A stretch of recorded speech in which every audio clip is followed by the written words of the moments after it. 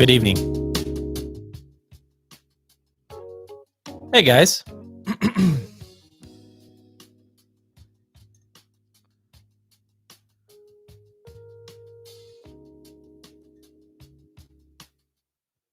Ooh, questions right away. I like that. Okay.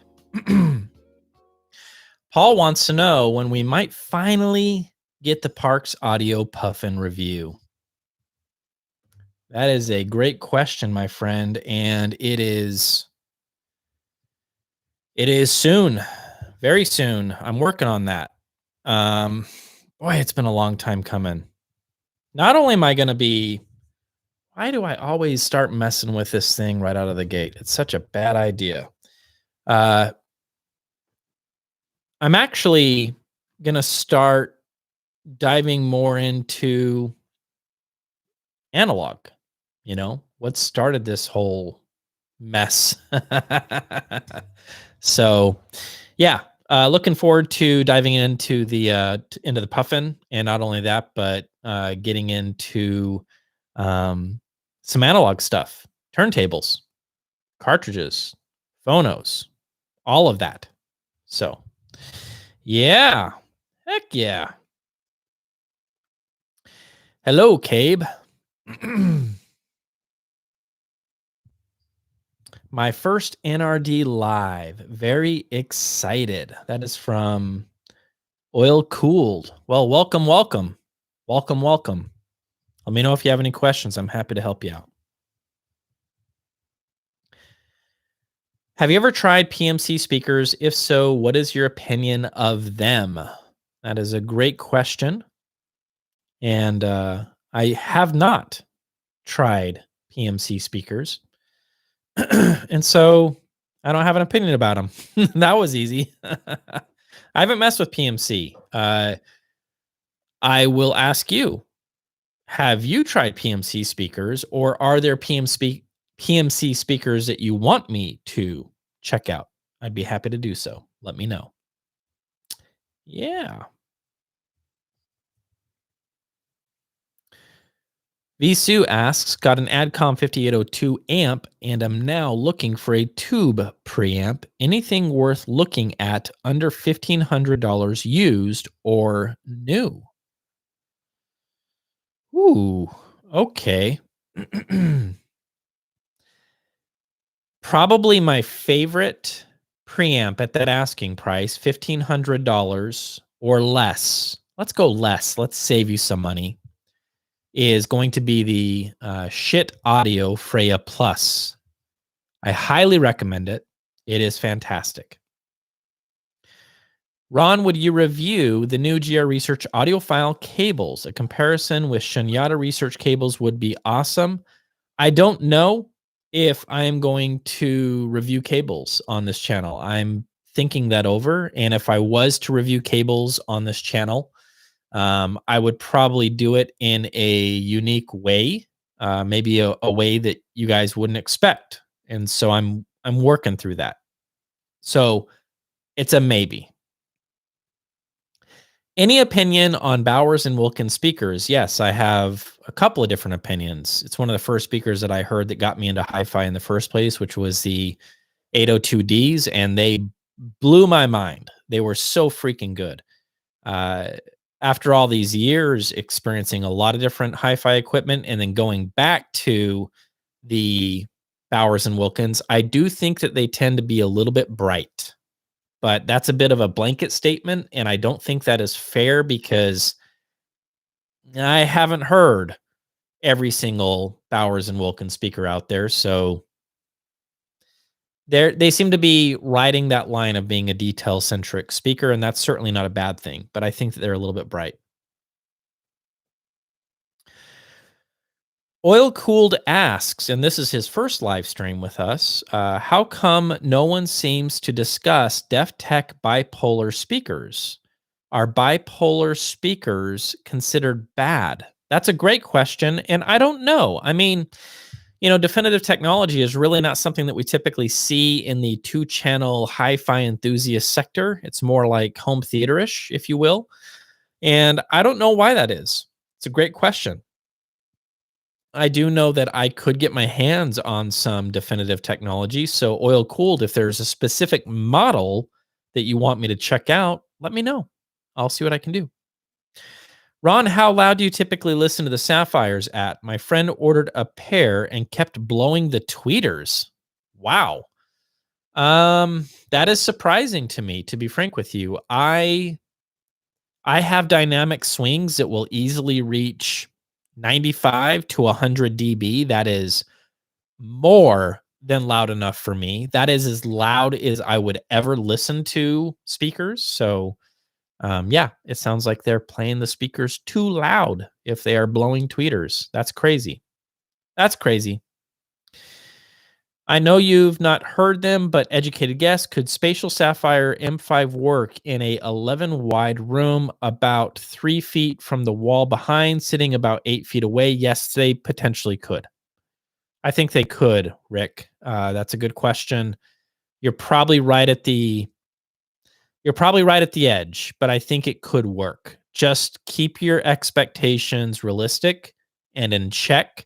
When you hear me talk about the Sapphires, don't think that everything that I have said about the Sapphires is what you are going to experience, because I don't think you will. And so it's important just to keep your expectations in check. Okay? Hello, Ron. I have a vintage receiver and listen to records and CDs, also some streaming using my Android. Will a $100-ish DAC make a noticeable difference? Thanks. No, not if you are. I don't think so. I don't think that if you are just streaming from your Android, I don't think you're going to notice a huge, like a mighty big difference. You may hear a subtle difference. So noticeable, I think you're asking, hey, is this going to be a big difference? I think it's going to be a subtle difference. And so I don't know if the juice is going to be worth the squeeze. So, in my opinion, you are far better off with just really listening to CDs. And CDs are cheap now, and they're going to sound better than anything that you're streaming by far. Cole says, Ron, you rock. Cole, I disagree. You rock, my friend. You rock. Thanks for looking out for my wallet, Ron. Much appreciated. No problem. Oh, wow. The JBL HDIs. You mean these guys right here? Yeah, I just reviewed them today. I'm going to have the review out by Friday. So I'm going to be working on some B-roll and tightening everything up, and I'll have it out. It's done. My thoughts are forever forever on tape, not tape, on a computer, which will then go to the internets, and that is it. That's the way this works.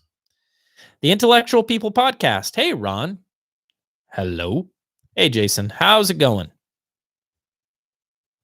Should I spring for a record cleaner with a built-in vacuum? A record cleaner with a built-in vacuum. I think you're talking about like the VPI stuff, if that's what you're referring to.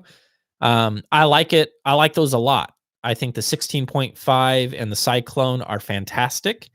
It's been a while since I've been in that game, so I know there's been a lot of competition when it comes to cleaning records, but I have the Cyclone, and I'm a big fan of it. So that there's my two cents. Yeah. Yeah. Formation Duo versus Bucar A500. I haven't heard either of those speakers, so I cannot comment. Have any plans to do some turntable reviews? That new shit looks interesting. Sun Valley Drive, I have asked Shit Audio, excuse me, guys, like a million times for that turntable, and they keep saying yes, but they're saying we just got to wait until we can send you one. And so I'm on a list. It's just a matter of time. I'm trying to make that happen. Hello again from the Philippines. Hello. What's your take on the Tannoy GR speakers? How about their DC line? I haven't spent time with any Tannoy speakers, so I cannot comment. Namaste from India. Namaste right back at you.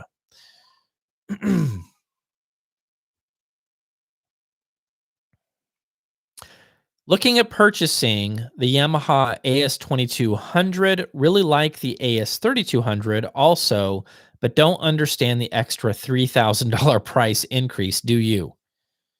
Um, I haven't spent time with the 3200, so I can't comment. I I know what you're saying. I know what you're saying. It's a big jump, and you've got big, beautiful VU meters with the 3200, like big VU meters, and with the 2200, they're a little bit smaller. Is that going to keep you up at night? And is that worth the extra $3,000? Probably not. So, what else did they do? Are you just getting a bit more power? How much power do you really need? I think I'm with you. I'm thinking that might be a little bit crazy to spend that kind of moolah. It's a lot of money. Any opinion on Vincent hybrid amps? I've only heard them at shows, and when I did hear them, I was pretty impressed. From what I could tell, they seemed fine, but a show is a terrible place to figure out how equipment sounds. So take that with a grain of salt. Yeah, I it's hard to say, man. Really, it's hard to say. CDs for the win. Texan range. You get it. CDs for the win. They sound great. Thought you mentioned you might do a GR research build video, which I am planning on doing. I know that you're busy with the kiddos and reviews, but would love to see it. Yeah, I'm working on that, Marvin. It's in the works. Ron, what happened to the Purify amp review on Patreon? I can't seem to find it. That's because I haven't uploaded it, and I am very sorry for that. I will do that tomorrow.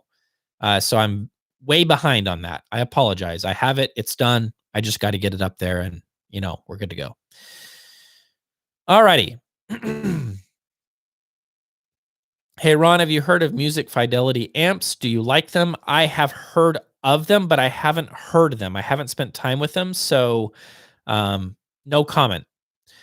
Ed G, hey, dude, are you still rocking the Manly Labs monoblocks? They are boxed up, and they have return labels on them, and they are headed home. So my time with the 300B monoblocks, it has unfortunately come to an end, and it is sad. Jason Rippin is asking, hey, Ron, is the Techton bridge forever burned? I have no idea. I don't know. That's a good question, and I don't know whether or not that's the case. The Kinger 111 is asking, is it too late to get into vinyl with rising costs of records versus just spending more on a digital side of your setup? This is a great question, and it's a valid question because, with the resurgence of vinyl comes price. To buy a freaking record, man, more than $20, I mean, that is outrageous. And so it's not too late to get into vinyl. I think that you just need to be careful where you head and where you go when you walk in to buy records. Go to the used bin. That's what my recommendation would be. And stay in the used bin because the prices are insane. And while you're in that record store, go to the used CD section and get a bunch of CDs because nobody cares about CDs right now and they're cheap. So yeah. Freaking 13 guy asks, how much longer before the Triangle Bro 3 review drops? I haven't really even jumped into that yet because I've been so darn busy. I would say we're at least 3 weeks out, maybe 4 weeks out. That's a realistic expectation. Yeah. I would love to see that review shit turntable. Yeah, I would love to see that as well. I'll see if I can make it happen. Ron, Elac Unify 2.0s, UF52s, or PSB Alpha T20s floor standing speakers. What set did you enjoy listening to better? For me, that's pretty easy. I would say the Unify 2.0s. Those are my favorite budget hi-fi speakers that are production speaker. I think they're fantastic. So yeah. Those JBLs behind you look so badass, but not 4K badass. I still want a pair. Chris Allen. Yeah, they are beautiful looking speakers. No doubt about that. I'm thinking of buying a pair of used Legacy Audio Focus speakers. What do you think of them? Yeah, I haven't spent time with the Focus, but when I have heard anything from Legacy Audio, it's been nice. It's been a good experience. So, depending on what you're paying for those, you might be getting a really good deal. So I would encourage you to do it. Go for it. Dan Cruz says, "Love your channel, Ron. Is there a catalog website of high quality, uh, well mastered Red Book recordings?" Guys, help out Dan with that. I'm not thinking of anything, to be honest with you. That would be something that I would be interested in seeing. So, is there a catalog or a website of high quality, well mastered Red Book recordings? Let's just take a look here. I know you have, I know you can have a small of a speaker for a big room, but can you have a okay, I think what you're asking here, John, is you're asking, can you have too big of a speaker in a small room? In my opinion, you can. And it could come down to the type of speaker that we're talking about. Um, yeah, I mean, and a lot of it is going to come down to what are you going for? I mean, do you want your head ripped off? Because put big speakers in a small room and you're going to get your head ripped off. And if that is enjoyable to you, that's great. But don't come crying to me if you can't get any kind of a real soundstage type experience out of a bedroom with giant speakers. That's tough to do. And I've never been able to do it. So, yes, I do think that you can have too big of speakers in a small room. That is something I would say is true. Let's take a look here. Ron, have you heard a pair of quad S2s? I'm gobsmacked for the money. No, I would love to, though. I haven't heard them. That would be a lot of fun. Please, would everyone stop giving away the CD secret? You know what? Good point. Guys, CDs suck. Stay away from CDs. They're super expensive. Get into vinyl. Keep buying those vinyls records. Keep buying those. Oh my goodness sakes, that's funny. Vinyl's biggest issue, keeping the records clean. Dust is such a joy killer with vinyl. Yeah, I haven't had too much trouble, to be frank with you. I mean, if you're talking about a record that is clean right out of the gate, or that you clean right out of the gate, that's brand new, that doesn't have any kind of surface noise. Um, it's been funny how many folks that I've had over that listen to records and they don't even realize that we're playing a record. I've had that experience where they're like, "Hey, what CD is this? Or what are you streaming?" And I'm like, oh, that's depressing. It's a record. What's wrong with you? And that's always fun to do. So, yeah. Okay, so when you talk about 300B amps, it's the tube that is the 300B. Yes, that is true. What are your thoughts about the price you should pay for a 300B tube? Percy, it really depends, man. I mean, there's a lot of like what's called new old stock. This is like vintage tubes that you are buying that are essentially new. They've been resurfaced, found in a shed somewhere. And my goodness sakes, you're going to pay through the nose for an NOS 300B tube. And even new stock 300B tubes, it's a couple $100 per tube. So 300Bs are not cheap, and you have to take that into consideration. I've seen the calculations for doubling wattage every 3 dB. Does this apply equally to all music types? If you played Kanye West versus jazz, both at 90 dB, would the hip hop track require more wattage? No, that the doubling wattage for every 3 dB, it applies no matter what the music is. Now, what the end result is going to be based on a number of things and a number of factors, including the dynamic range of what you're listening to. So if something is brick walled and heavily compressed, it's going to be freaking loud, and when you move it up, it's just going to be more freaking loud. But if there's a lot of dynamics in play, you might be turning it up and going, yeah, there's really not much changing. And then you have a big dynamic swing, and that's awesome. And that's great. That's why we want dynamics in music, guys. We don't want everything to be brick walled. So yeah, it's a big deal. It's a big deal. My phone is blowing it up. Hold on. Let's just take a look here. Any opinion on the Sapphire M3 versus X5 or X3 with their AMTs? I wish I could tell you, and I can't. And that's unfortunate. I haven't spent quality time with the X series, and I don't know. I don't know. You're talking about an air motion tweeter that is in a waveguide, so you do have controlled directivity at play there. I would imagine that the X series is going to be probably a better solution for wonky rooms or challenging rooms. But I can't say much more than that because I just don't know. I'd be talking out of my rear end, and I don't want to do that.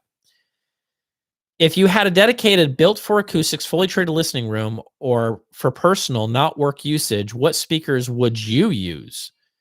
They would be open baffle. And at this point, with where I'm at right now, it would come down to either the Spatial Sapphires or the NX Audicas with the open baffle H-frame subs. I bounce back and forth between those speakers all the time, and it really just comes down to my mood. And that's the honest to goodness truth. One is not, in my opinion, superior to the other. They do some different things, and both are they're the speakers that I listen to when I'm not working, and I don't know how else to say it. So yeah, they're awesome.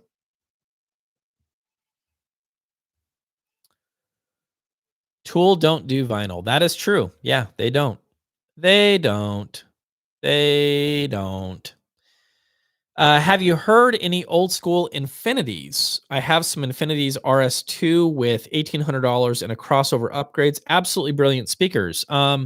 I have heard some older vintage Infinities. I don't know what models they were, and they were fantastic. So I can see why you're rocking out and having a blast. That doesn't surprise me. When you buy vinyl, the artist thanks you. That's from the Intellectual People podcast, where the people there are intellectual. Yeah, we did a podcast over there. You guys should check it out. Let's just take a look here. Do they still make the disc washer system? I had it back in the day. It worked great. I don't know. If somebody wants to leave a comment for Michael about that, I'm not sure. JSMMC Tech. Hey, Ron, tuned in late. Since you mentioned records, how about a phono stage review since turntable reviews have issues, as you've mentioned in the past? The answer to that question is yes. It seems that getting phono stages is actually a little bit easier. Getting turntables has been very challenging, and I don't know why. I don't know why that is, but yeah, phono stages, totally. Yeah, we will make that happen, and that's part of the plan for this year, for sure. What's your opinion of all-in-one solutions with DAC and streamer? I don't believe I've seen you review anything along these lines. Yeah, you know what? I am not the one to ask because you're right. You got me. I haven't really spent a whole lot of time with stuff like that. So I think I've got my homework cut out for me, and I need to dabble with streamers and DACs and all-in-one type situation and see what we can come up with. I'd be happy to do that. Any experience with Techton speakers? Do you think the double impacts are overhyped? I haven't really spent any time with the double impacts. I did a review for the impacts a long time ago. It's no longer in production. Are they overhyped? I don't know. I can't say. What Eric is doing with those tweeters, it is legit. And when I did my measurements of the impacts, I didn't notice anything that was wonky or strange or of huge concern outside of some resonances that we found, from the cabinet walls. And that's something that I think that Techton embraces is he, I just see what I just did there. He embraces no bracing. Or little to no bracing. I think that is a true statement. So yeah. When you aren't reviewing and listening to your vinyl rig, what is your digital setup? My digital setup, it's actually changing all the time. As of late, it has been the Spring 2, the Holo Audio Spring 2 DAC, which is right behind me. And that was sent in by a viewer, a subscriber, for me to check out and make some comparisons against my favorite DAC so far, which is the May DAC. And that's a very expensive flagship DAC from Holo Audio. And yeah, this has been my number one for quite some time.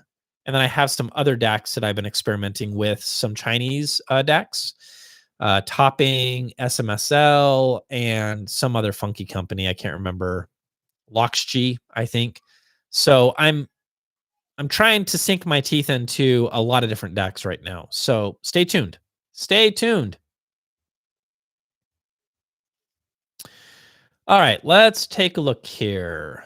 New records are not necessarily clean as, yeah, you know what? That's a good point. Roar of the Tiger. I should have actually been clear about this.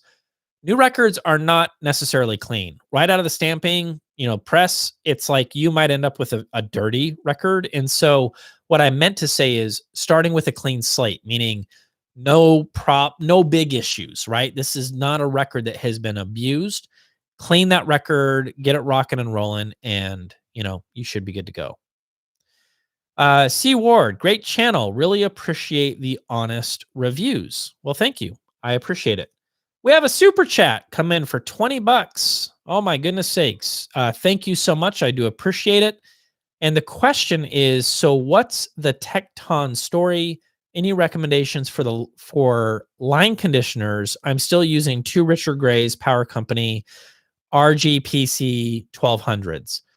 I'm gonna keep this short, and it's not to ignore your question. I'm not gonna get into the Techton story. Okay. And there's a lot of good reasons as to why. It doesn't matter. It's in the past, and that's where it belongs. I appreciate, the super chat, and I'm sorry that I'm avoiding that question, but I'm not going to get into it.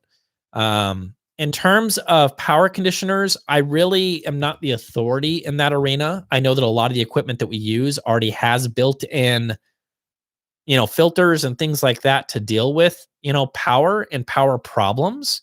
So we have to acknowledge that, that's a good place to start. Can you clean it up further from there? I haven't really messed with that stuff. And when I have, right, I've gone with cheap stuff. Like I remember getting this Belkin Power Center. It cost me a couple $100. So that's really not that cheap. And in my opinion, it was a waste of money because it made a difference in the wrong way. I actually feel like it was worse. I felt like it robbed me of some dynamics and some of the expressiveness, if you will, in the music. So you got to be careful with that stuff. And I'm not the expert when it comes to anything power related. So thank you. I appreciate it. Let's just take a look here. Are subwoofers mandatory for a hi-fi system? They can be. That's a question that you should be able to answer, to be honest with you. And I want to be able to help you out here, but just sit back and listen and ask yourself, do I have enough bass? And is this hitting low enough? Excuse me, that was gross. If you feel like, bombs are dropping and you're happy, then call it a day. For a lot of hi-fi enthusiasts and audiophiles alike, they would say, yeah, if you're not hitting 20, then don't come and talk to me. And in that case, you're reaching for a subwoofer. So the answer is yes, most of the time it's pretty important and it offers a lot. Subs make a huge difference in what we're hearing for sure. I would love to get the NX Audicas, but they would be in my living room. So for the most part, low volumes when watching shows with family. Do I have to have them 3 feet all the time? 3 feet away all the time? No, you don't. You could back them up against the wall when you're not listening. And that is what I do with my speakers when I'm not listening. And so our living room, I call it my listening room. It's really not. It's our family room. And that is where my family hangs out. And we do family stuff in there. And when we do, no speakers in the room. And when I want to listen, I pull out the speakers and we hang out and we listen to speakers. So yeah. Yeah. All righty. Sun Valley Drive super chat. Thank you so much. Become an NRD patron, shameless fanboy super chat. Sun Valley, thank you so much. I certainly do appreciate that. I'm certainly not going to plug this too much, but we're having a lot of fun with Patreon. We're starting to do weekly Zoom meetings that is inspired by Randy, the cheap audio man. He was doing them, and I was in there, and I was like, this is fun, and it's cool to hang out with these guys. And so we are starting to pick that up, and we're going to start doing that on a weekly basis. So moving on, let's get back to you guys. Hi, Ron. Oh, wait, I think I missed one. I have a Mica 250 AD amp DAC that I use for hi-fi via USB. It has no bass, treble controls, and it sounds like bass boost is on compared to my Marantz SR5012. Is it because it is just a cheap amp? I don't think that cheap is the problem. I think that, with some of these amps, and you got to be a little bit careful, and I've seen this, is sometimes they bake in EQ, like tone controls. They bake it in to the circuit. There's something in there that's giving you elevated bass, and that's usually what you'll see is we're going to bump up the bass and then the kids are just going to love it. And then the kids don't love it. And they're like, why did you do that? That was dumb. And that's maybe what you're dealing with. I don't think it has anything to do with it being cheap. There's a lot of good cheap amps out there. So yeah, that's my thoughts. I'm in the market for a good amp, $600 to $800 to drive my Elac debut F5s. I listen to classic rock most of the time. Shit Vidar or any other amps you might recommend. Thanks, Steve. For the Elacs F5s, I would say you're on the right track. Vidar would be a fine choice. Nothing wrong with that. I think you got it, dude. I would say Alpha Dog, you have my permission. Go and be well. Buy Vidars. You won't regret it. Isn't the NAD M10 question mark? I'm not sure what you're asking there, Steven. Yes, it is. NAD M10 is freaking awesome, by the way. Blue Sound Node 2i for the win. Percy's jumping in, giving some thoughts. There we go. Hi, Ron. How's Randy doing? Randy and I did a podcast today, and he's doing great. I think that he is part robot because he was really sick. He sounded awful. He's like, Ron, I don't know if I'm going to make it, man. And then like 3 hours later, he's like, hey, dude, I got a double cheeseburger, and I'm feeling good. And I ran a marathon, So he's a tough. Randy is tough as a box of hammers. And as smart as a box of hammers. Super smart. All right, here we go. I'm running my KEF R300s through a PowerNode 2 amp as a streaming setup. The sound sometimes seems restricted or confined. Okay, can you recommend a better amp streaming setup for the KEFs? I'm not familiar with the R300s. It's possible that they're difficult to drive. I've been noticing a trend with KEFs is they get a bit generous with their impedance ratings, and that is a dangerous game to play. And when you have hard to drive speakers and you think that they're not hard to drive and you just plug in any old amp, then what you just described is what you end up with is why does it sound like it's running out of gas? Because it is. And so Ty, I'm not familiar with the KEF R300, so I can't say, but what you need is going to be a bit more current, a bit more pep, a bit more power, something that is going to be more confident at 4 ohms. I can guarantee you. So if anybody has any recommendations, help out our friend Ty. He would be grateful. All right. Ron, looks like that Kinky Studios behind you is a keeper, eh? That guy? It is. It's awesome. This is a reference that I'm hanging on to that will be used as this is a Lush amplifier, because that's what this is. And one of the reasons why I'm hanging on to this for a bit longer is I have some plans with op amps. There was an audiophile subscriber, friend of ours, that reached out and was like, dude, you need to be changing the op amps on that to like discrete op amps from all these other companies and Burson and stuff like that. And I reached out to them and they sent me op amps. And so when I get to it, we're going to see if we can supercharge that thing and do some interesting things. So it's awesome. I love the EXM1 Plus for a lush, relaxed, not forward, upper mid-range, top end extension. It's just, it's beautiful. Nice sounding amplifier. One of my favorites. Hey, Ron, have you heard anything about the Dynaudio Heritage specials? What do you think of them? I haven't. Cannot comment. Let's just take a look here. Get a topping D90. I think I have a D90 on the way. Let's just take a look here. What is the brand of speaker just behind your left shoulder?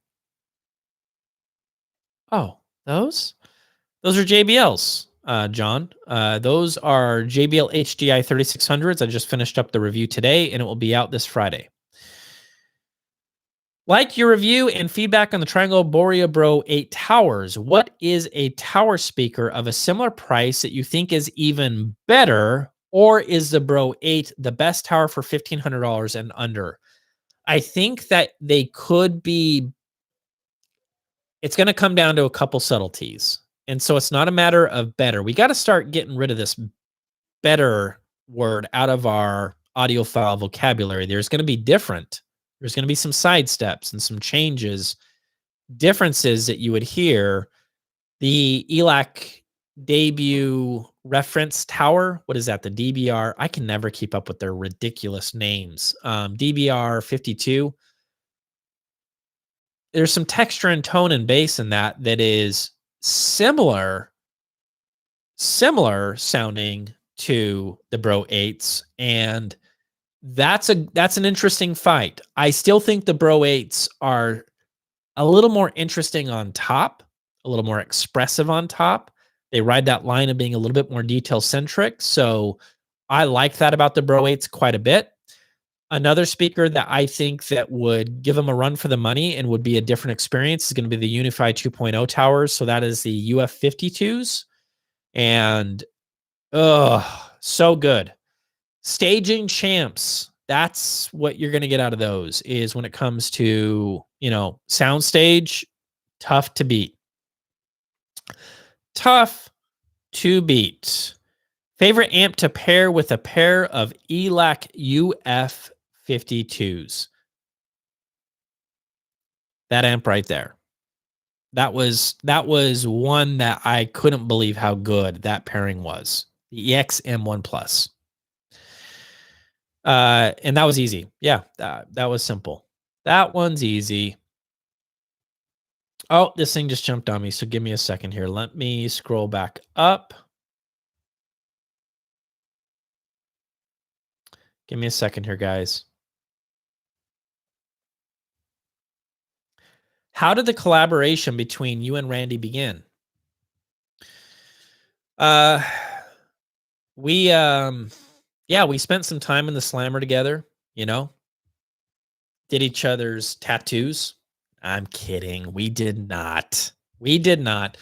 Randy reached out to me, and he was just like, hey man, I've got this ridiculous, between two speakers thing that I want to do. And, I want to do it. Are you interested? And I said, yes. And we did it. And we became friends because we laughed a lot together. And yeah, he's one of the coolest guys that I've ever met in and out of hi-fi. One of the coolest guys that I've ever met. Just a great human being. What is the advancement of the hi-fi DAC? What is the advantage of vinyl versus CDs and lossless music other than nostalgia? Boy, that's a big question, Byron. I don't know if I can even begin. That's like a whole thing in itself. When it comes to DACs, I'm no expert. I've been playing around with quite a few DACs here recently, and I'm trying to sink my teeth into what makes a DAC great and what makes a DAC not so great. And there's different topologies out there. There's multi-bit, there's R2R multi-bit, there's R2R, there is chip-based DACs, there are DACs that measure extremely well, and there's a lot. There's tube-based output stages on DACs, and that does something. And so, you just walked into 31 flavors, and you're just saying, "Hey, Ron, tell me about all these flavors." It's like, okay, I'll try to do it. As for your other questions, a lot to unpack there. I don't think we're going to be able to get to it in this show. But I appreciate the questions nonetheless. Hey, Ron, I spoke with my contact at Totem. He says his boss feels like there is no need for help from YouTube reviewers. And I ordered my Element Fire. So there you go. They don't need any help from us. They're doing just fine. That's okay. Jay, I just bought the Aries 2 for my... Oh, that's to Jay. That's not to me. I'm not Jay. Let's take a look here. What's your favorite streaming service? Because we all know CDs are bad for you. Use Amazon for sound quality, but sneak over to Spotify for playlists. You might enjoy the new retro on Spotify. I use Qobuz and Tidal. Chuck, thank you so much for the super chat. I appreciate it. Thank you very much. That is very kind. Your thoughts on line magnetic tube amps, the ones that I have heard. I haven't spent any time with them. I thought they were fantastic. Yeah. Ladies and gentlemen, Cheap Audio Man is in the house, and he is saying, I can't even talk. Your new camera makes you look like a professional television person. It's not a new camera. I just learned how to use it tonight. It's the first. Now I know how to do this, Randy. I appreciate it, man. Thank you, buddy. Any opinion on Macintosh gear, good or bad? Yeah, the Macintosh gear that I have spent time with, I liked quite a bit. I thought it was awesome. Yeah, I thought it was great. Easiest thing to do with Exoticas is put small casters or wheels where the speaker spikes go, and you can have a really good movable speaker. Texan range is correct. We have Jeff in the house. Jeff is saying, hey, Ron, it's fair to say that all audiophiles secretly imagine a design for a speaker, amplifier, etc. in their mind. So what's yours? What is your secret private piece design that you wish existed? So I like to draw. That is just a little hobby of mine. You give me a notepad and a pencil and I'll start drawing things. And dude, I have probably 50 drawings of speakers, and it's hilarious because I've taken these designs and I've sent them courageously, sent them to like Andrew Jones and Danny. And they're like, yeah, that's not going to work. It's just based on the picture. No. And so all your dreams come crashing down in a quick hurry. It's like, okay, I'll go draw another speaker. What do you mean I can't have 500 speakers stacked up to the ceiling? Andrew Jones in your Andrew Jones salsa. If you're a Cheap Audio Man fan, you know where that joke came from. It's funny. It's funny. What about some old JBL L1? CC, what about old JBL L1? I don't know. All right, let's take a look here. Cheap Audio Man, $20. Super chat from Cheap Audio Man. Thank you, good sir. I appreciate that. Randy in the house, dropping cheap money too. Laugh out loud. That's right. That's right.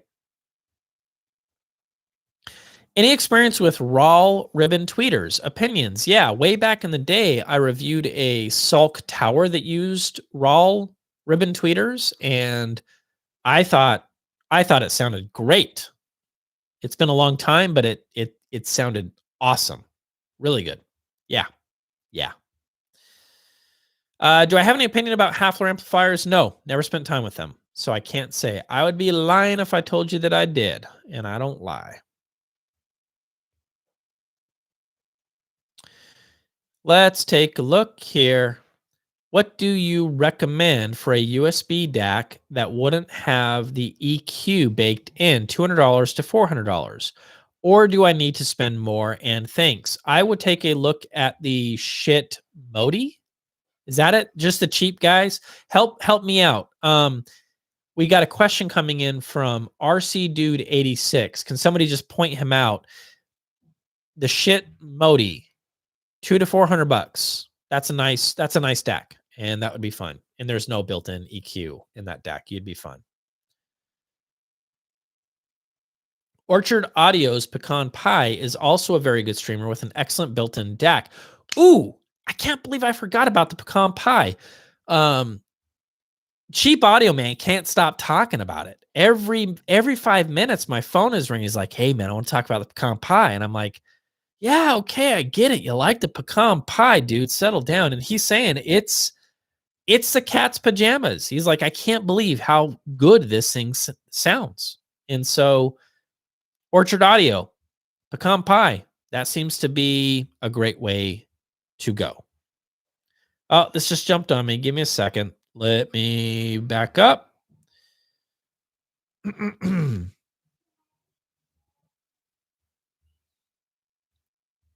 All right, here we go.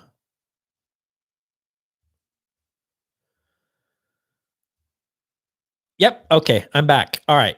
Any opinions on any live Grateful Dead recordings? I never hear hi-fi guys talk about them. I'm not a fan, and don't be offended by that. It's because I just haven't experienced a whole lot of Grateful Dead stuff. So no comment. I don't know.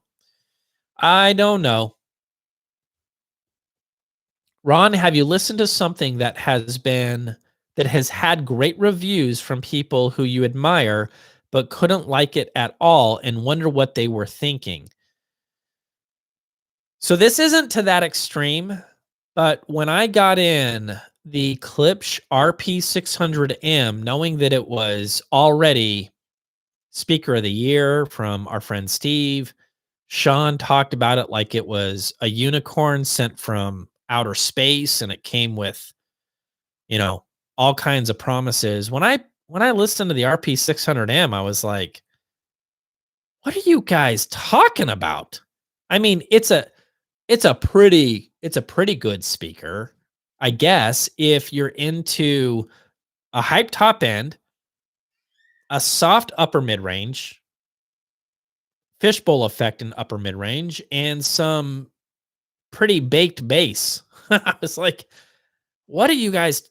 What's going on?" So that would be one particular example of a speaker that I was just like, I guess I just don't get it. I don't get it. I don't get it. That's my opinion.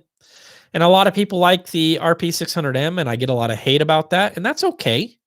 Like, hey, it's not me, it's you. I guess that's not gonna help. That's not gonna help. Ooh, hey, I got to give a quick shout out. Intellectual People Podcast, Kef plus Hypex NC400. Yes, I can see that working, and I always forget about the NC400s. I had them for a long time, and they are awesome. And you can get a kit where you build it yourself with no soldering. It's like plugging in little connectors, couple screws here and there. Boom, you're done. And dude, those are really wonderful sounding amplifiers. Yes, they're Class D. So what? They sound great. Ron, how long do you run in your equipment? I have my equipment on almost all the time in one way or another, because I'm just always reviewing stuff. So it's always on. Always. Ron, I recently bought the Elac Edante AS61 on sale for $1,000 at Music Direct. Did not like them at all for classical music and jazz. They were okay with rock, but I listened to mostly jazz and classical. Would love an honest 1000A. Well, I'm sorry to hear about that, with the Edantes. If you found them to be a bit bright, if that's the issue that you're running into, I would say that the Q Acoustics would be a step in the right direction because they have a bit more of a smoother presentation across the board from what I've heard. So, yeah.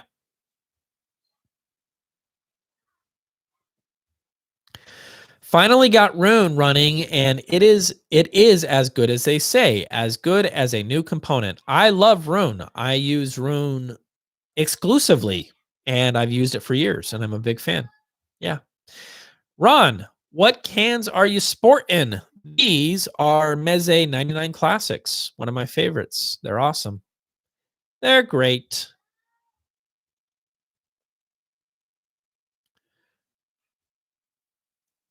How far should you be sitting from the speakers for best sound experience? And thank you for what you are doing. Um, how far should you? Here's the deal. I would check out Lots. That's a video that I did that kind of walks you through this, and you can just go to YouTube and just type in Lots or loudspeaker optimization. That will pull it up. Check that out. It's a huge tutorial that will tell you that will answer that question in more ways than one. Let's take a look here. Hey, Ron, thanks for the good advice. You're welcome. You are welcome. No problem. No problem. I'm just making everything up, anyways. Let's just take a look here. Good evening, Ron. Oh, it just moved on me. Let me back up. Let me back up. 1 second. Here we go. Good evening, Ron. Could you spend a minute or so on phono cartridges you have used and some of your favorites? Bonus coverage could include some phono stages as well. Yes. Since I've been doing this, my favorite tried and true cartridge to this day is still the Dynavector 20X2L. And I feel like it is such just a cartridge that doesn't do anything wrong. And I think that's it with carts, right? I mean, a lot of times we find carts that do a couple of, really neat things, but then they do some things that aren't so neat. And what I like about the Dynavector, the 20X2L, is it just doesn't do anything wrong, and kind of a jack of all trades. What frustrates me is at the time that I got my 20X2L, it was like $850. Price check today, I think it's like $1,200, if not higher. And that's frustrating. That's frustrating. A lot of people that I trust and know have been swearing by the Hanacarts. So that would be something that might be of interest. In terms of phono amps, phono preamps, I use the Modrite PH 9.0. That is a tube-based phono preamp. I think that turntables and tube phonos go together like peanut butter and jelly. And that's magical. And when it's good, it's really good. And it does something that is it's crazy. So that's my go-to. That's what I would say. So Dynavector 20X2L, Modrite PH 9.0, happy. Off the merry-go-round for me. Hey, Ron, have you heard any Jeff Rowland amps? No, I haven't. Preamplifiers or integrateds? No, I haven't. They have fantastic build quality. Why do you think they are so invisible in the hi-fi video and written reviews world? I don't know. I'll have to reach out. I'll see what I can do. Yeah. Oh, yeah. Somebody's just mentioning, don't forget to leave a like on the live stream. So hit the like button, everybody, right now, if you don't mind. Unless you don't like it, then don't. Have you reviewed the Hagel yet? No, I have not. That is going to be coming up soon. Hi, NRD. Is the Shit Freya Plus the best preamp choice under $1,500 USD? I think it's up there. I think it is good enough to be in that arena of the best around that price point. It's certainly one of my favorites, no doubt about that. Let's take a look here. Oh, let me back up. It's freaking out on me again. Do you have any info on the new Spatial M4? Any issues pairing Spatial with Pass XA25 and LTA MZ2? I don't have a whole lot of information. I do know that there's going to be some new stuff coming out, but I don't have time frames or anything like that. As soon as I know something that is worth mentioning on my channel, I will certainly let you know. And I will absolutely invite Clayton out here again if he does release some new products, and we'll do this all over again. I'd be happy to because I'm a big fan, and Clayton knows what the heck he's doing. Would you have any issues with a Pass XA25? Heck no. And with an LT8? No. No. Those would be great pairings. There's no question in my mind that that would be a fantastic rig. Would you review the Klipsch Heritage line of speakers? Yes, I would. Do you have some that you can send to me? Because yes, I would. I'd be happy to. Yep. Yep. Now that it has been a few years since your Golden Ears Triton review, would you still enjoy them as much, or have other speakers stolen your heart for the price? They were a great performer, man. I mean, for a speaker that does home theater and 2-channel, disappears, really transparent sound, those were really great. I mean, really great. You know, if you're into that kind of just home theater-ish style looking speaker, you couldn't go wrong with those Golden Ears. I thought they were very good. So yeah, yeah.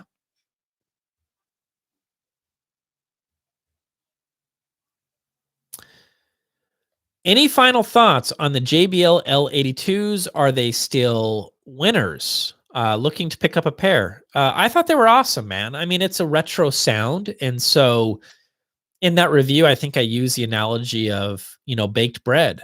And that's it. I mean, seriously, it's the best analogy that I could come up with as to kind of this wholesome, rich, full-bodied, mid-bassy, leading the charge kind of a sound, and top end was chill enough to just kind of rock out and do whatever the heck you want with it. Those are killer speakers, man. I like them a lot. I dig them.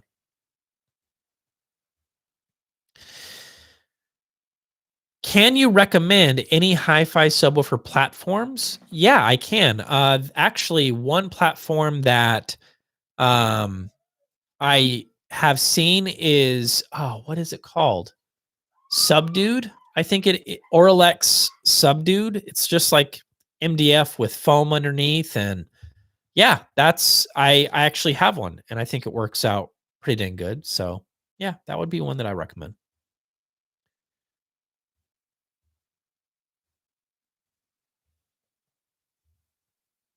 LS50 or RP600M. For me, LS50, between those two speakers personally.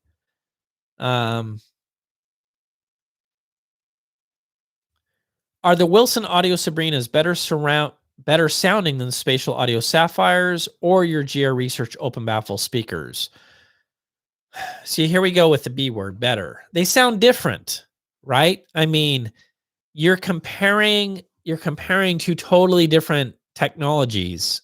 Sabrina is a powerhouse of a loudspeaker, and it's going to energize the room, and you're going to get bass slam, and you're going to get room boom, and you're going to get all of that exciting bass, and you're going to get that for sure. And that's great. With the Sapphires, you're going to get quick, clean bass, quick to resolve, and there is going to be little to no room boom. It just doesn't come with it. It's just clean bass in my room down to 28 hertz, where it's quick to resolve and you have texture and tone. It's a different experience, Brent. And so better is tricky. It's tricky, man, because I don't think that one of those speakers doesn't sound better than the other. They bring a different thing to the table, and all three of those speakers are celebrated for different reasons. And so it's tricky. The value proposition comes into play. Sapphires are, $5,000. Sabrinas are 15, right? I think they're currently 15. So there's that. Open baffle subs from GR Research, 2,500, somewhere around there. But then you got to do the H-frame subs, another, $2,000.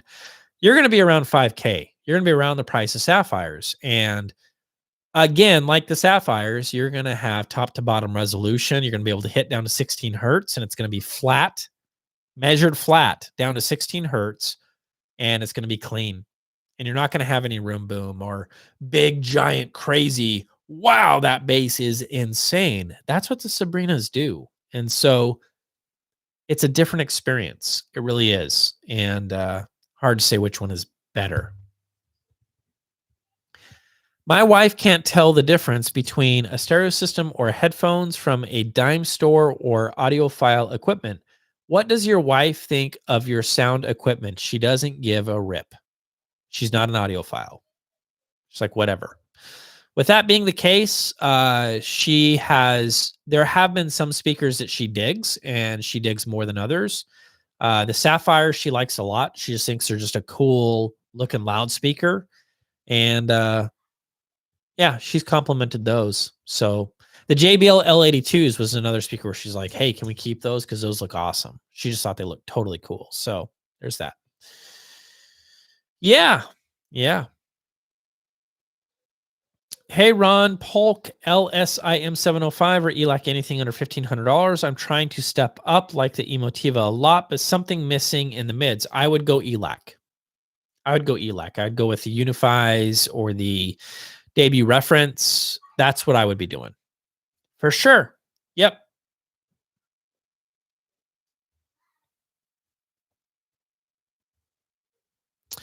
Hey, Ron, let's just take a look here. Recommended towers in the 2 to 3K range for music. I love vocals and bass. Thank you, sir. Towers in the 2 to 3K range for music. $2,000 to $3,000. VOC.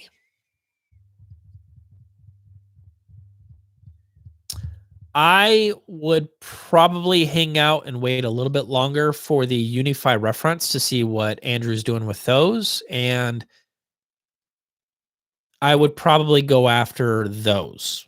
That's probably what I would do. If not those and you want something now, I don't think you even need to spend 2 to 3K to get what you're looking for. The Borea Bro 8s are a fantastic tower, and I love those with vocals. I think that would be a fantastic choice, and that's going to be well under your price point. So that would be another one that you would want to check out. JBL L82s, again, awesome. Totally different sound, a little bit more full-bodied, a little bit more rich in mid-bass, and a little bit more relaxing on top than the Bro 8. So that would be another recommendation. So there's a few that you could dig up, but yeah. Ron, you mentioned using Rune and a DAC. What do you use as a digital source? What device do you use in front of the DAC? I use the Inuos Zenith is what I use. Yeah.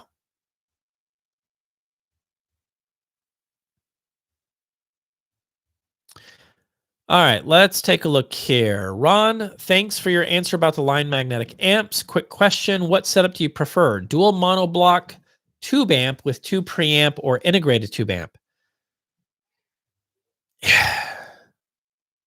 Boy, oh boy. Man, that's a tough question to answer. In my season in life right now, I'd probably go integrated because I have kids, and pulling out monoblocks and doing all that kind of stuff, it's just not something that I could see myself doing right now and getting away with it. And so I would probably go with a integrated amplifier. At this point in my life, I think less is more. Keeping things simple is probably the direction that I would go. So yeah. Yep.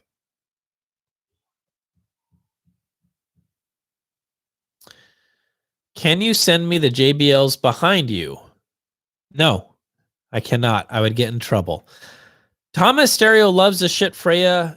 He did some tube rolling to get it to a little higher level. I believe that. And Thomas and Stereo doesn't lie. So yeah. Yep. Hey, Ron, what do you think of KEF UniQ drivers? I think they're great. Cohesive sound, concentric drivers. I think that,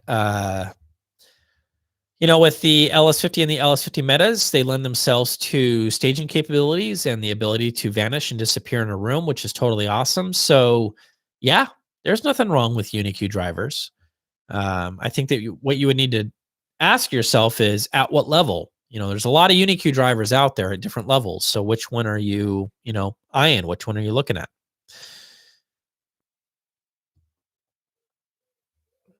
All right, let's take a look here. What tweeter material design do you gravitate to the most, assuming crossover and driver integration are not variables? Tried and true soft dome tweeters. Hard to beat a good old soft dome tweeter, to be honest with you. I think that generally speaking, that's probably my favorite out there, but there's gonna be some unicorns, one being the Sapphire, the M100 Sapphire tweeter mid-range UniWave is what it's called. And with that guy, it's got to be one of the best tweeters on the planet. It's capable of playing from 600 hertz up to 20K and beyond, and it just sounds natural. It sounds beautiful. Definitely one of my favorites. Another one is the BG Neo 3 tweeter, which is a bit more detail centric. It's going to give you every little pop, squeak, squeak, chair squeak, anything in the music that is there waiting for you. It's going to expose it, and it's going to just say, here it is in all its glory. And so the BG Neo 3 is a killer tweeter for sure. Any opinion on the DR series of Emotiva amps? I haven't checked out any of the Emotiva amps, so no comment. I don't know. Hey, Ron, have you ever heard any power amps using gallium nitride output MOSFETs like AGD Vivace? Yeah, Ron, I did a review on the Orchard Audio Star Crimson. You can find that on my channel, and that is using gallium nitride. So yeah, check it out. Class D sounded awesome. Sounded really good. Ron, do you still recommend the Lounge Audio Phono Stage? Yes, I do. I'm curious. I'm experimenting with stages. Just bought a Mufsy do-it-yourself phono stage. Would like to compare the two. Yes, the Lounge is awesome. You can't go wrong with it. Thoughts on the Shit Ragnarok 2 Loaded? I haven't heard it, Dennis. I do not know. Hey, Ron, keep using this lighting design and background props. Great shot. Thank you, Byron. I appreciate that. Would be neat to hear a live performance recorded with the Spatial audio head mic. That would be interesting to do. I'll see what I can do. With in-wall speakers so popular in home theater, could in-walls ever be considered hi-fi for two-channel listening? It depends on the person. It depends on the listener. I'm going to say no for me. I just don't think I could ever wrap my head around a wall making a whole bunch of noise. Yeah. You might dig it, but it's just not for me. I've never heard anything that sounds great, in terms of something installed in a wall or in a ceiling. It just never sounds great to me, ever. So that's my thoughts. Come on, man. Send me the JBLs. Ha, ha, ha. CC. No. All right, let's take a look here. Have you ever done a high-end Tannoy review? No, I haven't spent any time with Tannoy. It's been asked a lot. I need to reach out to him and see if I can make that happen. All right, let's take a look here. Getting down to the bottom of the stream. We're about an hour in, so we're gonna end this in about 30 minutes, folks. Just a heads up. So let's keep going. Let's just see here. Do you feel well-regarded but aging amps such as the Adcom 5552 has lost a step if in top condition versus today's comparably priced amps? I'm a sucker for those amps, to be honest with you. I think that if you can find them and they're in decent condition and the caps are still hanging in there, or if you need to replace the caps, that's great. But yeah, those Adcoms, they sound freaking awesome. They're very powerful sounding, and I like the top end. I don't think it's too forward, too edgy, too bright, nothing like that. I think it's just a refined sounding amplifier. So nothing wrong with those at all if you're looking to save some money, for sure. Ron, what integrated amp under 500 to drive my Sony Core speakers? I live in a tiny apartment, 250 square feet. If you're in a tiny apartment, you do not need much power, less power than what you think. The chances are you're going to be running those speakers at maybe 2 watts most of the time. So don't think you need to go crazy. Don't think that you need to go insane, because you know what? You don't. You don't. So it's hard to give you a specific recommendation. If you want to, give me like a price point, I might be able to help you out a little bit better. But yeah. Cheap Audio Man, you're still doing this. You the man. No, you the man, Randy. You the man. Surprised another reviewer didn't like the LTA Z10 thoughts. I am loving mine. I think you're talking about Mr. Robinson, and I haven't had a chance to watch that entire review. I kind of skipped through it, saw what he had to say about the bass, and that didn't match with what my experience was, and that's okay. He didn't hear it with the Sapphires. I heard it with the Sapphires, and yeah, I like the Z10. I think it's a fantastic sounding integrated amplifier. So yeah, I don't know. Yep. That's why it's important to just watch a bunch of different reviews and, see what the general consensus is and then kind of tackle it from there. Yeah. Let's take a look here. Dragonfly Cobalt is a primary DAC opinion. I don't know because I haven't spent time with the Cobalt. I had the original Dragonfly and I thought it was fine. It sounded pretty good. Short list for high efficiency speakers that are not open baffle. How much, Brett? Give me a price point. And what are we considered high efficiency? The Q Acoustics Concept 500s are 92 dB, but they dip down to 6 ohms, and I think those speakers are stellar.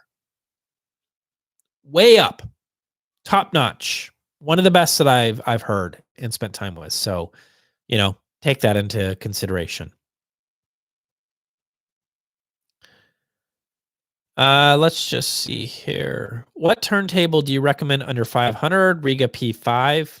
No, P1. Yeah, Riga P1 under $500. I think you can do that. Project Carbon would be another good pick, under $500. Yeah, those would probably be the tables that I would be checking out for sure. Let's see here. What YouTube channels do you watch? Any hidden gems in the audiophile world? I do watch a lot of Cheap Audio Man. I'm trying to diversify and spend a little bit more time watching the other guys, but I just run out of time, and that's the honest to goodness truth. I try to. There's a lot of great reviewers out there. I wish I could spend more time watching their stuff, but lately it's been binge watching and filling my soul with joy and happiness by watching what Cheap Audio Man has to say. And I think he's doing a great job over at the Cheap Audio Man networks. Vista Audio Spark from Cheap Audio Man as a great option for a little amp. And I will soon be able to weigh in with that because I'll be getting in the Spark and I'll be able to tell you what I think, sooner than later. Hey, kiddo, you head to bed? You gonna say goodnight? I love you. You want to say hi? Okay. You're being a weirdo. See you later. Oh, hey, buddy. Come here. Dad moment. Kids are going to bed. This is Elliot and Georgia. Oh, and Natalie. Oh, my goodness. We're being attacked. All right. Come here, buddy. Oh, come here, buddy. All right, good night. I love you. I can't see your friends. Well, because they're hidden in the internets. Mom will explain it to you. Good night. I love you. All right, sorry about that, guys. Let's take a look here. Where was I at? Oh, yeah, Vista Audio Spark. So I'm going to be checking out the Vista Audio Spark here pretty soon.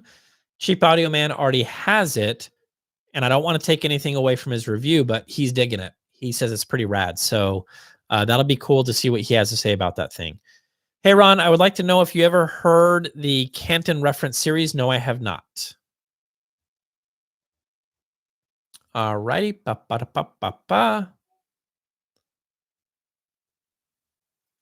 95 dB plus. Brett, that's tough, man. Sub $3,000. You could take a look at some Techton stuff at that price point. Techton design or I'm not sure what the website is.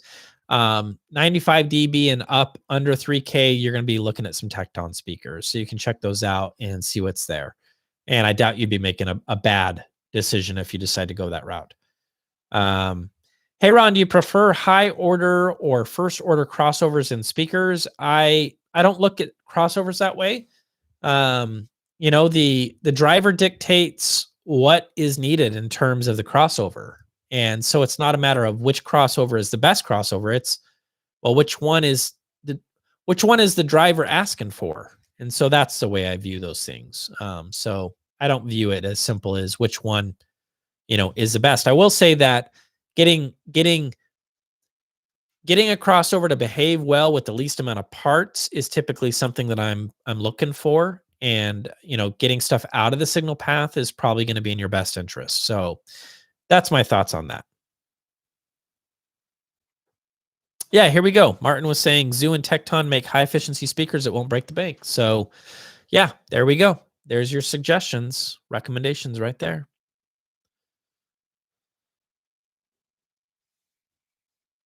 All right, here we go. Somebody is chiming in on those turntables, and they said, let me find it real quick. I just had it.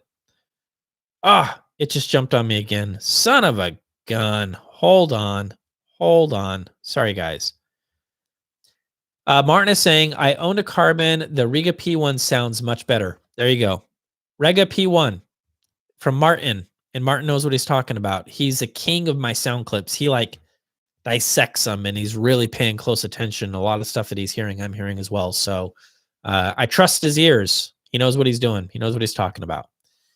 Have you built any amp kits? No, I have not, but I would love to. Ron, you mentioned soft dome tweeters in the 70s. I had 80S 710s. Love them. Wish I still had them. Hoping to find something comparable. Yeah. Soft dome tweeters. I'm a big fan. Ron, any recommendation up to $2,000, jazz and classical for more engaged on a speaker than Elac Adante AS61? Elacs offer lots of detail, but not cohesive, and bass is way too sluggish. Yeah, you know, I think I know what you're hearing. I think that with the design of the Adantes, that is one drawback, in my opinion, is the bass did sound a little bit slow compared to how quick the rest of the presentation was. So I know what you're hearing, man, and you're not wrong. Shoot me an email. Let me ponder on that. Knowing what I know the Adantes like the back of my hand. So shoot me an email. Say, Ron, help me out, and I'll come up with something. I'll think of something for you. We can talk on the phone or something. All right. Ever mess with a Lin LP12? No, I haven't, but I would love to. It's a classic turntable. It'd be a lot of fun to take one for a spin. See what I did there? A spin. Ha ha. Nailed it. What is the best way to make a small room sound good? Burn it down and make it a bigger room. Small rooms are challenging. You know what? Corner placement. And what I mean is you got to think outside the box with me for a minute, especially if it's a small square room. Then do one of these things. So you're at a diagonal and your rig is right here. You know, try something like that and see what you can do. You'd be surprised. You can usually make a small squarish room sound pretty good if you do that.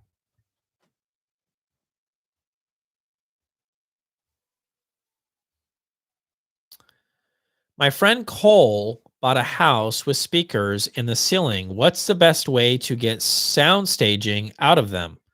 To not play any music out of them and go and get some speakers and set them up the right way. That would be the best way to get sound staging. He is watching. Hey, Cole, you're not, because there. You tell me, bro. You've been to a lot of concerts. When have you had them playing up above you, playing down on you? That's just weird.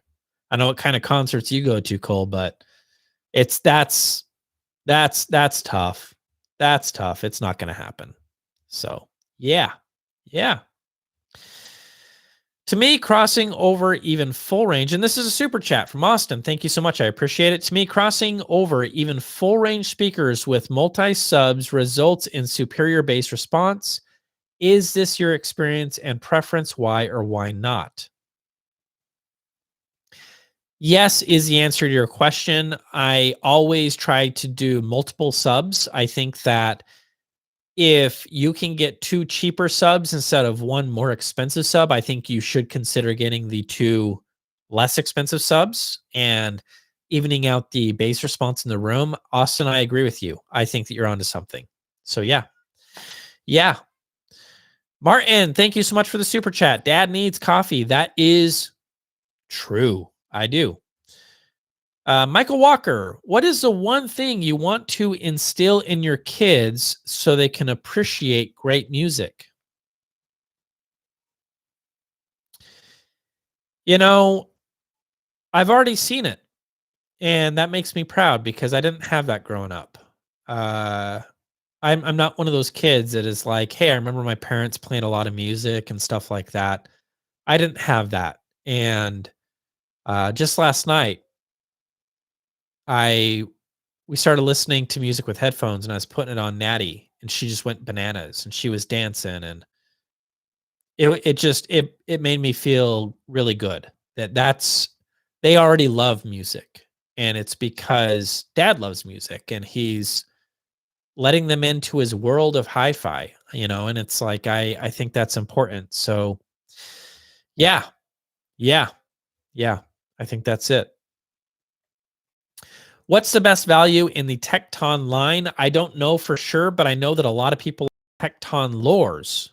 They say I think that's officially the speaker that really put Eric on the map, and a lot of people like the Techton Lures.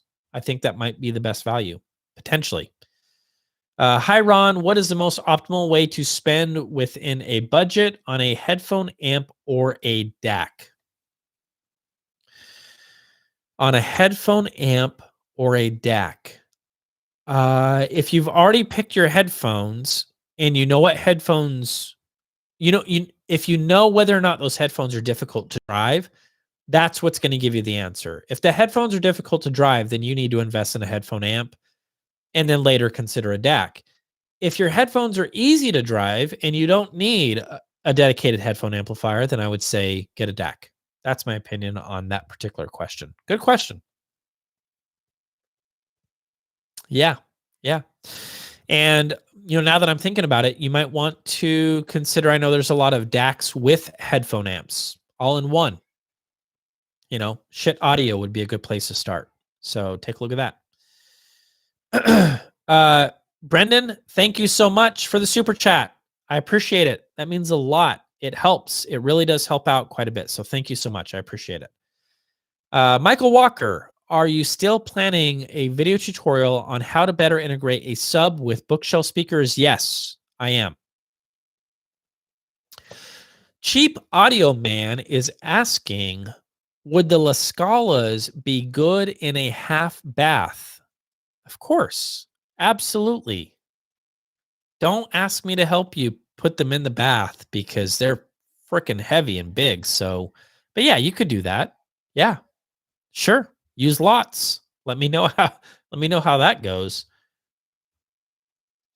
What is, hold on here. Make sure the bathroom is fully tiled. Yeah. What is a good affordable streamer? Michael, I don't have a whole lot of experience with streamers. I know that Cheap Audio Man is the place to go for anything that is affordable. And Randy won't stop talking about this pecan pie thing. And it just makes me want to eat all the time. But he calls me at 3:00 in the morning and he's like, Ron, I want to talk to you about this pecan pie because it's doing some crazy things to my brain. And I was like, can we talk in the morning? He's like, yeah. And then at 8 o'clock in the morning, he calls me again. And then we keep talking about the streamer. So that might be one that you would want to check out. Is it cheap? I don't know. I don't know what the price point is on that, but Cheap Audio Man will be able to tell you. And I think he's still here. He'll be able to tell you. All right, let's take a look here. Best subs under 2K for music only. Well, regardless of what you do, Ron, I would say you would want to be taking a look at sealed subs is what my go-to would be if you're going to be using it for music. So, the SB series by, oh my goodness sakes, by SVS is fantastic. Great value there. Get a couple of SB series from SVS and you'd be ready to rock and roll. REL, REL makes fantastic, beautiful sounding subs. So that would be another recommendation. Yeah.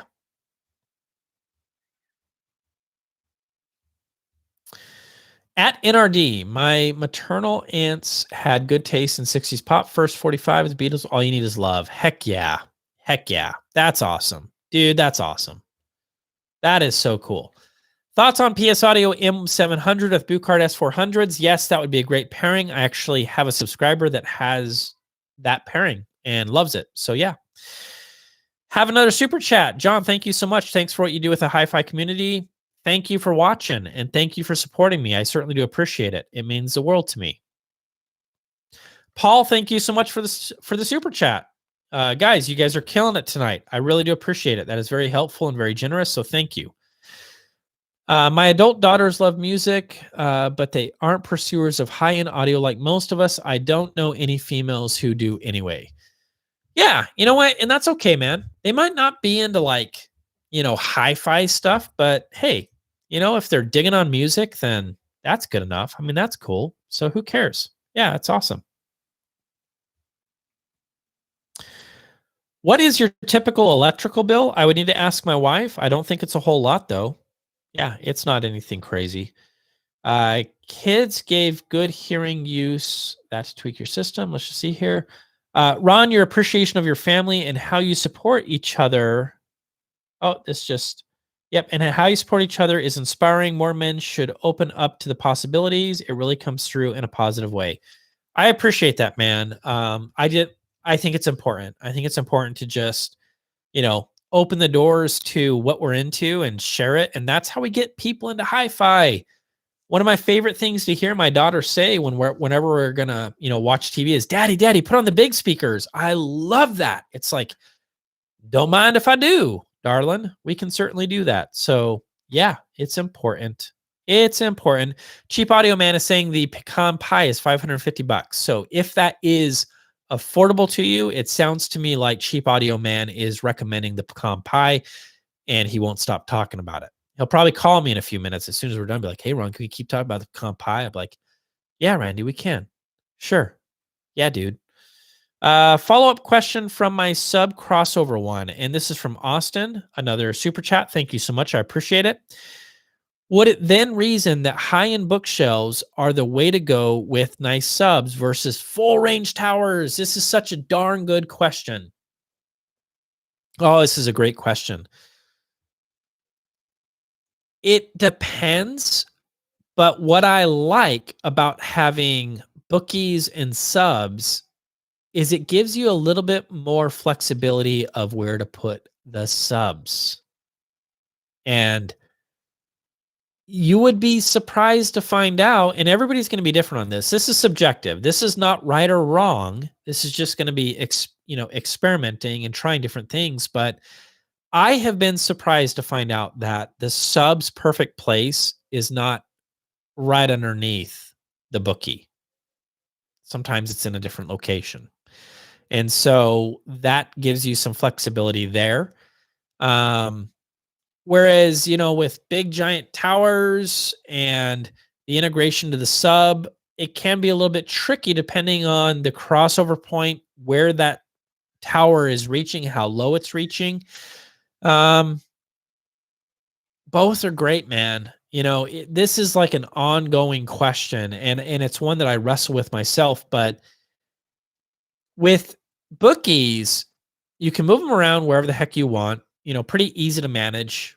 You got them on a stand, and they do lend themselves to staging capabilities that can be quite interesting depending on their design, because you have a smaller, smaller box that you're dealing with. And so you can make them vanish and disappear, and then you can place the subs where you want. And, before you know it, you have a performance in the room. So there's some big advantages there, man. Austin, great question. I'll be discussing this when I tackle lots for bass. When I do that, I'll be tackling all this and making sure that I do a good job. Ask Randy how his Black Panther woman is doing. Randy, how is your Black Panther woman? How is she doing? We need to find that out. All right, guys. Hour and a half. I promised my wife I wouldn't go too much more than an hour and a half, so I'm going to yeah, these kids are losing their mind. I can hear Natty screaming in the background. She's not happy with life right now. So, dude, Austin, that is so insanely generous. Austin just dropped $50 in the super chats. Austin, thank you. That is very generous and very kind of you. Thank you. Thank you. Thank you. I got to take off, help with the family. I'm going to start doing the live events more often. I want to start doing this a bit more often. Can I commit to it once a week? I don't know, but we'll see how it goes. And I'm going to try to get back on here. I'm sorry if I missed your question. I try to read every single question that comes up, and sometimes I miss it, but thank you all for supporting me and helping me out, and, believing in what we're doing here at NRD. It really means a lot to me, and I'm doing something that I love, and I hope that it helps you guys out in making the right decisions on gear that you're interested in getting. If you have any other questions, do not hesitate to reach out to me. Ron at New Record Day. I'm a little bit slow on emails. I get a lot of emails, but yeah, I'm happy to help you guys out. Thank you so much. JBL HDI 3600 review will be out Friday, so that you guys are the first to know. The review is done. It's going to be out Friday. So yeah, good night, guys. I appreciate you all, and we'll see you guys in the next video.